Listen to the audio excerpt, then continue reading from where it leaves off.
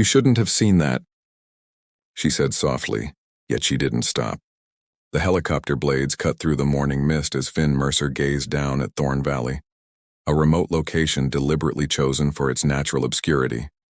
3 days ago, he'd been overseeing engine repairs on commercial airliners. Now he was headed to examine what the Pentagon cryptically called non-terrestrial technology. 2 minutes to landing. "Mr. Mercer," the pilot announced over the headset. Finn nodded, clutching his worn leather satchel containing the specialized tools he'd been instructed to bring. His reputation as the finest propulsion engineer in North America had earned him this classified assignment. One he wasn't allowed to refuse. The makeshift base emerged from the mist as they descended, a collection of prefabricated structures surrounding something massive covered by camouflage netting.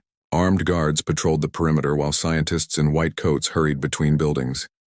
As the helicopter touched down, a woman with sharp eyes and silver-streaked black hair approached. "Mr. Mercer, I'm Dr. Amara Chen, Project Director. Follow me, we have little time." She led him through a security checkpoint where his credentials were scrutinized and a retinal scan performed before they continued toward the largest structure. 3 nights ago, our tracking systems detected an object entering Earth's atmosphere at impossible speeds, Dr. Chen explained as they walked. It managed controlled descent despite severe damage. We intercepted before civilian authorities discovered it. "And the pilot?" Finn asked. Dr. Chen's expression tightened. "Alive, cooperative to an extent." Inside the hangar, Finn stopped in his tracks. The vessel before him defied conventional aerospace design, a teardrop-shaped craft with an iridescent hull that seemed to shift colors as he moved. Portions of its exterior were blackened, with a significant rupture along one side. "Your security clearance has been elevated to cosmic black," Dr. Chen said. "What you see here doesn't exist according to any official record. Your assignment is to help us understand and potentially repair the propulsion system." "I'll need to speak with the pilot," Finn said, already analyzing the damage. "Design principles may be different, but engineering problems follow universal laws." Dr. Chen hesitated before nodding. "Follow me." In a separate building, they entered a comfortable but secure living quarter. Seated by a window was a woman. At least she appeared mostly human-like from a distance. As they approached, Finn noted the differences. Her skin had a faint opalescent quality, and intricate patterns were visible just beneath the surface, like luminescent tattoos that had been embedded rather than inked. She turned and Finn felt his breath catch. Her eyes were striking, large, with vertical pupils and irises the color of distant galaxies. "This is Navia," Dr. Chen introduced. "Pilot of the scout vessel Astronar." "Navia, this is Finn Mercer, the engineer I mentioned." Navia studied him with unnerving intensity. When she spoke, her voice carried an unusual harmonic quality. "You believe you can repair my ship, human?" "I'd like to try," Finn answered honestly. "With your guidance." A slight smile curved her lips. "Then we shall see what you're capable of." Over the next several days, Finn worked tirelessly alongside the team of scientists, with Navia reluctantly providing insights into her ship's systems. She remained guarded, revealing only what she deemed necessary. Late one night, unable to sleep and puzzling over a particular component, Finn returned to the hangar. Most of the staff had retired, with only minimal security personnel on duty. As he approached the ship, he noticed an unusual glow emanating from within. Curiosity overcame caution. Finn entered through the damaged hull section, following the pulsing light to what they had identified as the pilot's private quarters. The door was partially ajar. What he saw next would forever change the course of his life. The chamber pulsed with ethereal blue light that seemed to flow like water across the walls. At its center stood Navia, her body illuminated from within. The markings beneath her skin, previously subtle, now blazed with brilliant luminescence, creating intricate patterns that spiraled across her form. Her arms were extended outward, fingers splayed as if conducting an invisible orchestra of light. Her eyes, closed in deep concentration, suddenly snapped open at Finn's inadvertent gasp. "You shouldn't have seen that," she whispered, her voice trembling. She moved to cover herself partially, though she wore a simple garment reminiscent of a silk shift. Finn stepped backward, fumbling for words. "I'm sorry, I saw the light, I'll go—" "No." The word stopped him. Navia's expression shifted from shock to something more complex. The light continued to pulse beneath her skin rather than fading away as he expected. It's too late now. She approached him slowly, the glow illuminating her features with an otherworldly radiance. You've seen me as I truly am. What is this? Finn asked, mesmerized by the patterns that seemed to tell a story in an unknown language of light. The Lumina ritual, Navia explained softly. Among my people, the Astrians, it is our most sacred practice. We perform it in absolute solitude, revealing our inner light only to those with whom we share our deepest bond. Her eyes searched his. No outsider has ever witnessed it. Then I've violated something sacred. I apologize, Finn said earnestly. Navia's luminescence pulsed brighter for a moment. The ritual cannot be interrupted once begun. It must complete its cycle. She extended her hand toward him. Since you've seen it commence, tradition dictates you must see it conclude. Hesitantly, Finn took her offered hand. An immediate warmth spread up his arm, and he gasped as faint echoes of light seemed to ripple beneath his own skin in response. What's happening? He whispered. The Lumina recognizes something in you, Navia said, wonder in her voice. This is unexpected. For the next hour, Finn witnessed the completion of the ritual, a dance of light and subtle movements as Navia's inner luminescence told the story of her lineage, her journeys, and her spirit. When it finally faded, leaving only the faintest glow beneath her skin, they both stood in silence. No one can know what happened here, she finally said. My people would consider this a grave transgression. I won't tell anyone, Finn promised. As he turned to leave, she caught his wrist. Why did you come tonight? I couldn't solve the puzzle of your ship's energy matrix, he admitted. Something kept drawing me back. A small smile touched her lips. Perhaps it wasn't the ship calling to you after all. The following days brought a shift in their dynamic. Where Navia had been reluctant before, she now worked alongside Finn with a new openness, explaining systems and concepts far beyond Earth's technological understanding. Their hands would occasionally brush, sending that same warm ripple through his skin. Each time they'd pause, eyes meeting in silent acknowledgement of what they'd shared. Dr. Chen noticed the change. You've gained her trust somehow, she remarked one evening as they reviewed progress reports. We've reached an understanding, Finn replied carefully. At night, they began meeting secretly in the ship, ostensibly to work without interruptions. But in those quiet hours between discussions of quantum mechanics and gravitational propulsion, they shared stories of their worlds. Navia described the twin suns of her home system, the floating cities of her people, the cosmic accord that governed interstellar exploration. Finn spoke of Earth's oceans, its diverse cultures, its art and music. One night, as he explained the concept of rain, Navia's fingers intertwined with his. The now familiar glow began to emanate from beneath her skin. What does it mean when it happens like this? He asked, watching the light pulse in rhythm with her heartbeat. It means, she said, moving closer, that the ritual recognized truth before I did. Forbidden knowledge. The Lumina doesn't lie, Navia explained as they sat in the ship's navigation chamber 3 weeks after that first night. The repairs were proceeding faster than expected, with Finn applying his engineering brilliance to adapt Earth materials to alien technology. It's the purest expression of our essence, what you might call a soul. And it responded to me, Finn said, still trying to understand the implications. Why? Navia's fingers traced the console absently, leaving faint trails of light. The ancient texts speak of rare instances where the Lumina recognizes kinship across species. It hasn't happened in generations. The base had settled into a rhythm around them, scientists analyzing every component they could access, military personnel maintaining security, and Dr. Chen coordinating communications with government officials who demanded daily updates. Yet in this bubble of shared understanding, Finn and Navia had created something neither had anticipated. If your people discovered what happened, he asked, her expression darkened.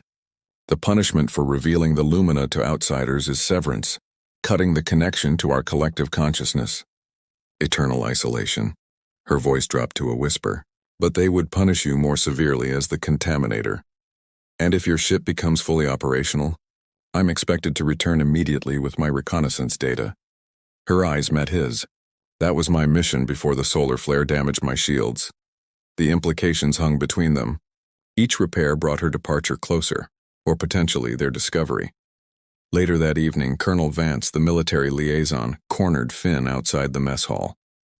You and the visitor seem quite collaborative, he said, eyes narrowed with suspicion. She understands I'm trying to help, Finn replied neutrally. Remember where your loyalties lie, Mercer. We need to understand her technology before she leaves, if we permit her to leave at all. The warning was clear. Finn returned to his quarters troubled only to find Navia waiting inside, having somehow bypassed security. They're becoming suspicious, she said without preamble. The female scientist, Dr. Chen, asked me about Astrian bonding rituals today. Finn closed the door quietly. What did you tell her? A sanitized version. Nothing about the Lumina. She approached him, her presence filling the small room with a subtle energy he'd become attuned to. Finn, the primary propulsion system will be functional within days. The realization hit him with unexpected force. So soon? I've been helping more than I've let them know. Her hand touched his face and the now familiar warmth spread through him. I had to see what choice you would make when the time came. What choice? Between your world and mine. Their eyes locked, and in that moment, the barriers between them, species, duty, worlds, seemed insignificant compared to what had grown in the glow of her ritual light. I don't want you to leave, he admitted finally. Her markings began to glow softly, responding to her emotions. There is something I haven't told you about the Lumina connection we share. Once formed, distance weakens but cannot break it. Separation would cause us both discomfort. Discomfort? A persistent sensation of incompleteness. My people consider it a kind of slow death. The implications settled over him. Then we're already bound. Yes, she whispered. From the moment you saw my light. That night their connection deepened beyond words. The luminescence beneath Navia's skin responded to her emotions, creating patterns of increasing intensity as boundaries dissolved between them. Her touch left trails of light across his skin, a temporary echo of her essence marking him as someone transformed by contact with her world. In the aftermath, they lay together in the dim room, his fingers tracing the now softly glowing patterns along her shoulder. What happens now? He asked. The ship will be ready soon, she said. When it is, we both face choices with no simple answers. Could I go with you? The question had been forming in his mind for days. She turned to face him, surprise and hope mingling in her expression. Your physiology could adapt to our atmosphere with proper preparation, but you would be leaving everything, your world, your life. Or you could stay, he suggested. Earth could become your new home. As what? A research subject? A prisoner? Your people aren't ready to acknowledge worlds beyond their own. Before he could respond, an alarm blared through the base. Navia sat up immediately, her markings flashing with alarm. What is it? He asked, already reaching for his clothes. Her eyes widened with recognition of a sound he couldn't perceive. My ship is receiving a transmission. My people have found me. The choice they had discussed in hypotheticals had suddenly become immediate, and far more complicated than either had imagined. The command center buzzed with frantic activity as technicians monitored the unexpected signal. Penetrating their security measures, Dr. Chen's face was taut with tension as she manipulated the holographic display showing a cascade of unknown data patterns. It bypassed every encryption protocol we have, she explained, as Finn and Navia entered. If she noticed their slightly disheveled appearance, she gave no indication. The signal originated from approximately 300,000 kilometers away, just inside lunar orbit. Colonel Vance stood rigid, barking orders into his communication device. I want fighter squadrons on standby and missile defense systems activated immediately. That would be unwise, Navia said, her voice cutting through the chaos. All eyes turned to her. It's an automated recognition ping from an Astrian recovery vessel. They've located my ship's quantum signature. Another alien craft is approaching Earth? Vance demanded. My mission was time-sensitive. When I failed to return or communicate, protocol dictates sending a recovery team. Navia's eyes met Finn's briefly before she continued. They'll be here within 72 hours. Dr. Chen studied her carefully. And their intentions? To retrieve me and my vessel. Nothing more.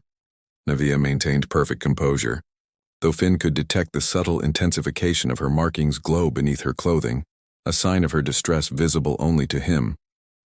This changes everything, Vance declared. We need to accelerate our analysis of the alien technology before it's removed from our possession. The ship is still damaged, Finn interjected. The primary propulsion system works, but navigation and communication arrays need calibration. Then prioritize those systems, Dr. Chen instructed. We need to establish communication with the approaching vessel. As the crisis meeting continued, strategies were developed and security protocols enhanced. Finn and Navia were instructed to focus exclusively on preparing the scout ship for potential contact with its larger counterpart. This directive provided the perfect cover for their increasingly urgent private conversations. My people will take me back by force if necessary, Navia explained as they worked inside the ship's cockpit, voices low. They won't risk leaving advanced technology in human hands. And us? Finn asked, the word heavy with meaning. They would separate us. The connection we share would be deemed a contamination. Her fingers intertwined with his, sending ribbons of light cascading beneath both their skins. They would attempt to sever it. Can it be severed? Not without causing irreparable damage to both of us. The weight of their situation pressed down on them as they worked through the night, repairing systems while simultaneously devising their own desperate plan. By morning, the ship's navigation system was operational again, a fact they reported to Dr. Chen while withholding certain critical adjustments they'd made to the control interfaces. As day 2 of the countdown began, Dr. Chen confronted Finn in the laboratory corridor. "Whatever is happening between you and our visitor needs to stop," she said without preamble. "I've seen how you look at each other." Finn maintained his composure. "We've developed a working relationship that facilitates faster repairs. It's more than that." Dr. Chen's expression softened unexpectedly. "I recognize the signs, Finn. I'm not blind to human emotions or apparently alien ones. What are you saying?" "That I understand impossible choices." She glanced around before continuing in a lower voice. "My parents were scientists on opposite sides of the Cold War, who chose each other over national loyalty. I exist because of their impossible choice." Finn remained silent, unsure how to respond. "The recovery vessel will be here tomorrow evening," Dr. Chen continued. "Colonel Vance has received orders to detain Navia for continued study, regardless of her people's demands." She pressed a security card into his hand. "The perimeter sensors will be undergoing diagnostic tests between Oro 200 and 021 FTM hours tonight. A coincidence in scheduling I overlooked." Before he could process her implied meaning, she walked away, calling over her shoulder, "The ship should be ready for a communications test by midnight. Ensure all systems are functional." That night, as they made final preparations inside the scout vessel, Navia's markings glowed with unprecedented brightness. "It's responding to the proximity of my people," she explained, "and to what we're about to attempt." Finn completed the pre-launch sequence he'd modified to operate with minimal power signatures. "Are you certain about this? You'd be giving up everything." "As would you," she countered, her eyes reflecting starlight from the cockpit window. "But we would have each other. The question is whether that's enough." Instead of answering with words, Finn initiated the silent countdown they had programmed. In 15 minutes, they would know if their desperate gamble would succeed, or if they would be separated forever. At precisely 0205 hours, the Astronars, engines activated with barely a whisper, the modifications Finn had implemented masking the energy signature that would normally trigger alarms. The hangar roof, partially retracted for ventilation, provided just enough clearance for the sleek vessel to rise vertically into the night sky. They were 300 meters up when the first spotlights swung in their direction. "They've spotted us." Finn gripped the co-pilot's harness as Navia's hands danced across the controls, her markings blazing with concentration. "Expected. Hold tight." The ship banked sharply eastward, accelerating with a force that pressed Finn deep into his seat. Below them, the base erupted into chaotic activity. The communication system crackled. "Navia Mercer, return immediately," Colonel Vance's voice commanded. "This is an act of treason." Navia silenced the channel with a flick of her wrist. Atmospheric exit trajectory plotted, preparing for primary burn.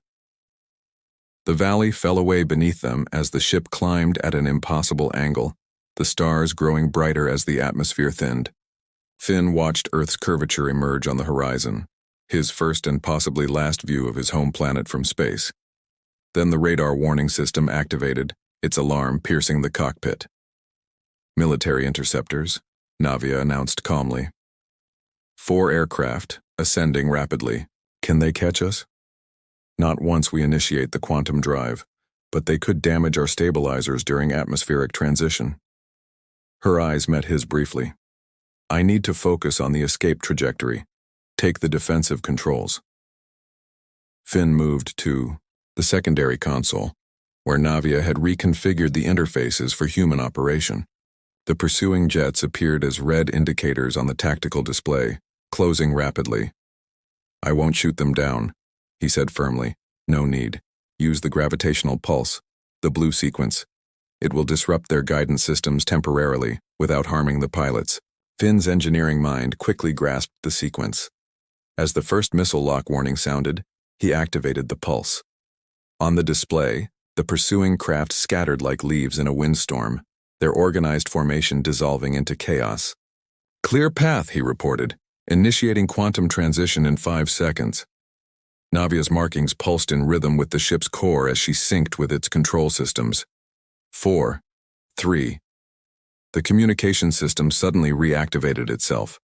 Doctor, Chen's voice came through, clear and steady. Godspeed to you both. The recovery vessel has changed course. They're coming directly for you now. Before they could respond, the quantum drive engaged. The stars around them stretched into brilliant streaks as conventional physics temporarily surrendered to forces beyond human understanding.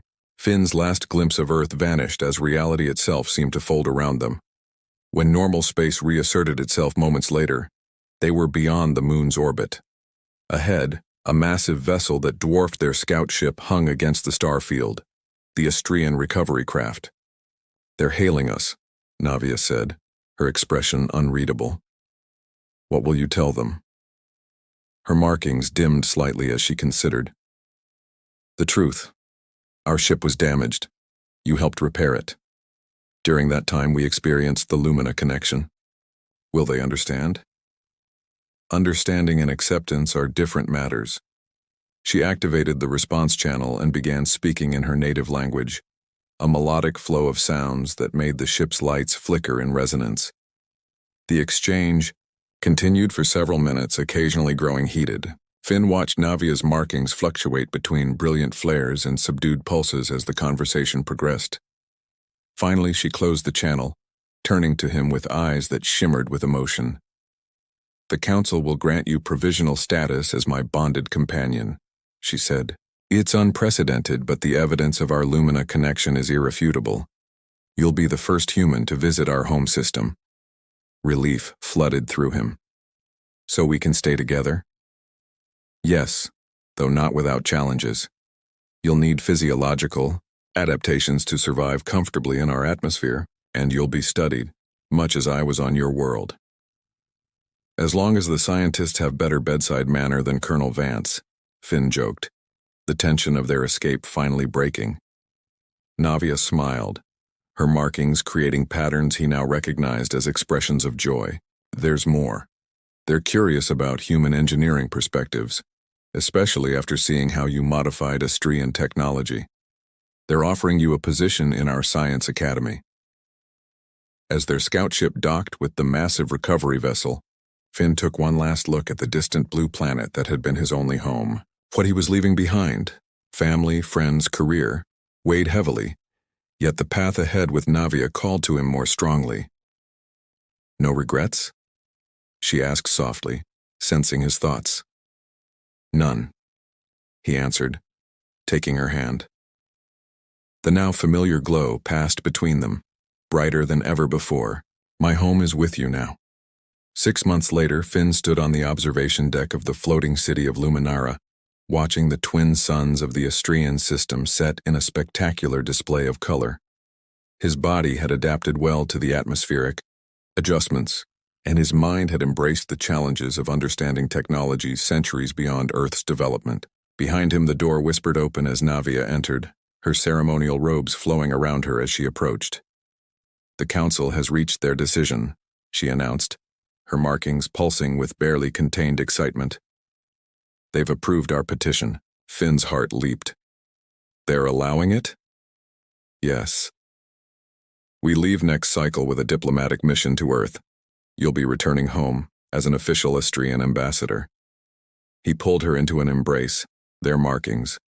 For now, his skin carried permanent echoes of the lumina, a side effect of their deepening bond, synchronized in patterns of shared joy. Not just returning home, he corrected, building a bridge between homes.